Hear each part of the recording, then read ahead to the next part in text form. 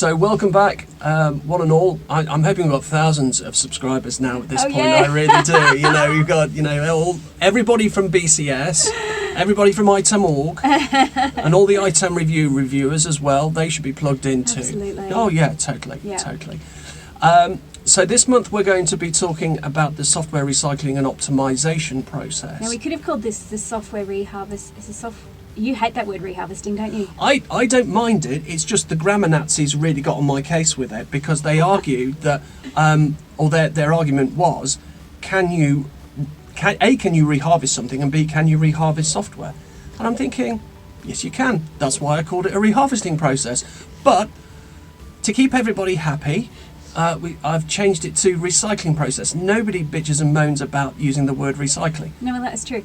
And then we added optimization because actually now that we're entering a world of subscription, it's not just about identifying unused software, it's also about identifying where you might have a subscription that's not being fully used and you could potentially drop that individual down to a less expensive subscription.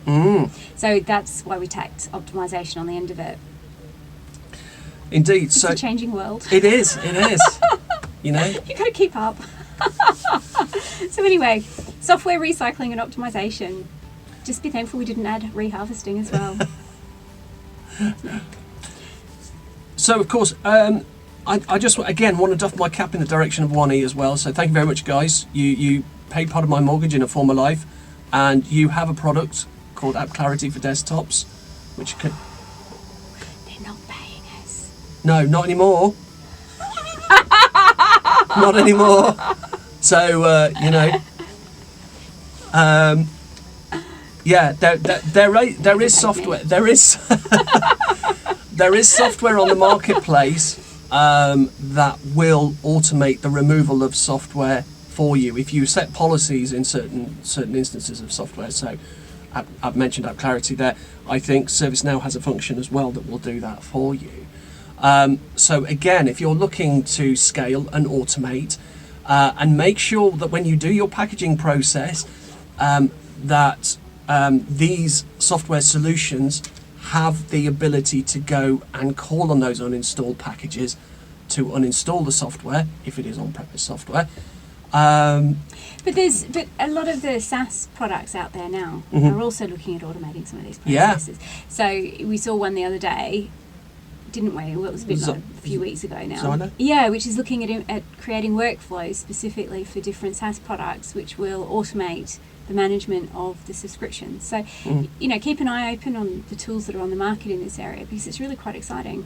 Yeah, it is, and it's like Sam and ITAM in general, every day's a school day. So just keep ahead, keep an eye on what the technology is doing or say it's doing. Because another thing to watch out for, if you do automate the process around recycling software, there is software out there that looks to maintain the configuration integrity of certain devices, like Puppet, for example.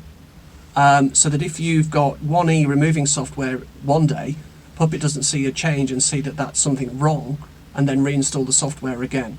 So top tip for you there, make sure you've got these systems talking to each other.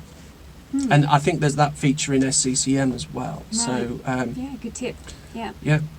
So optimization, each piece of software is going to be different depending on what you do, particularly each type of software and how you optimize it. So you probably will find that you want to define an optimization procedure. So the next level down from a process that is the more detailed steps you need to take, and you probably have a number of those depending on, you might have a procedure for subscription software, you might have a procedure for on-premise software, a procedure for infrastructure software, etc. So you need to define that and get that agreed. And then you need to identify what it is you're actually going to optimize. What are the instances you're going to optimize? Yeah. And there is that route too. You will have standard and non-standard optimization. So again, typically a lot of desktop software can be treated straight for removal. But there may be those exceptions. So the CEO's laptop, for example, always a great example. Yeah. Or certain accounting packages, if we're starting to delve into back end. I've seen it happen too many times. There's accounting software that's not been called on in 11 months and somebody's got a 9-month window for non-use.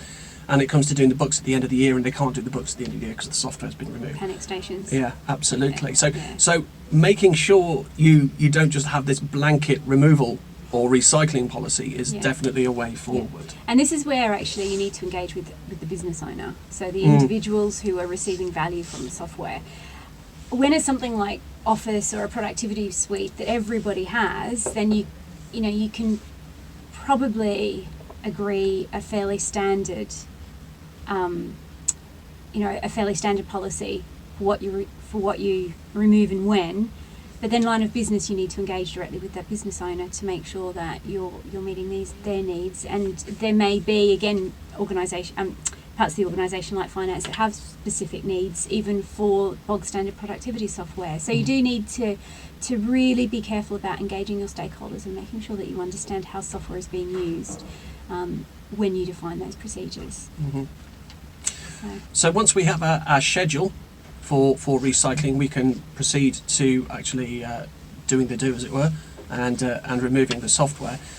Do bear in mind that if you drill down to potentially the last ones or twos of that software, you might actually be heading towards not just a recycling process but a removal process as well.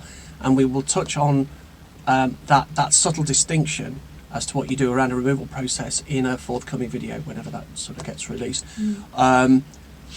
But for now, if we look at we go back to recycling, then we want to make sure that we've removed properly, as it were. So we talked about the packaging process previously. If we're calling on those uninstalled packages, we want to go through some sense of due diligence via the SAM suite to make sure that we haven't got those legacy DLL or .sys files that could trip us up in an audit, and we don't want to sort of have that conversation. We just want to say it's gone and it's done. Yeah.